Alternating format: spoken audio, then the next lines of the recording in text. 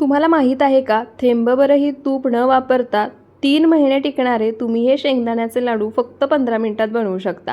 त्यासाठी गॅसवर कढई गरम करायला ठेवली आहे. त्यामध्ये अर्धा किलो शेंगदाणे घेतले आहेत, ते घालायचे. वाटीच्या प्रमाणामध्ये म्हणाल तर 3.5 वाटी इतके शेंगदाणे आहेत.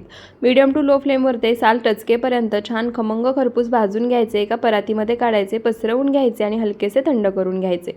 शेंगदाणे हलकेसे थंड झाले की आता मिक्सरच्या भांड्यामध्ये काढायचे आणि जाडसर असे वाटून घ्यायचे. आता या ठिकाणी मी शेंगदाण्याची साल काढून घेतली नाहीये. तुम्हाला हवं असेल तर शेंगदाण्याची साल काढून घेऊ शकता. सर्व शेंगदाणे याच पद्धतीने जाडसर वाटून घ्यायचे. पुन्हा वाटलेले शेंगदाणे परातीमध्ये काढायचे. त्यानंतर इथे मी अर्धा किलो गूळ घेतला आहे. अर्धा किलो शेंगदाण्यासाठी अर्धा किलो गूळ परफेक्ट प्रमाण आहे आणि वाटीने म्हणाल तर 2.5 वाटी इतका हा गूळ आहे. गूळसुद्धा या वाटून घेतलेल्या शेंगदाण्यामध्ये काढून घ्यायचा, मिक्स करायचा. पुन्हा हे मिश्रण मिक्सरच्या भांड्यामध्ये थोडं थोडं घालायचं. मिक्सर पल्स मोडमध्ये फिरवत 2 ते 3 सेकंद फिरवून घ्यायचं. मस्त असं लाडूचं मिश्रण आपलं तयार झालं आहे. पुन्हा परातीमध्ये काढायचं, छान एकसारखं मिक्स करून घ्यायचं आणि तुम्हाला हवे आहेत त्या आकाराचे याचे लाडू बनवून घ्यायचे.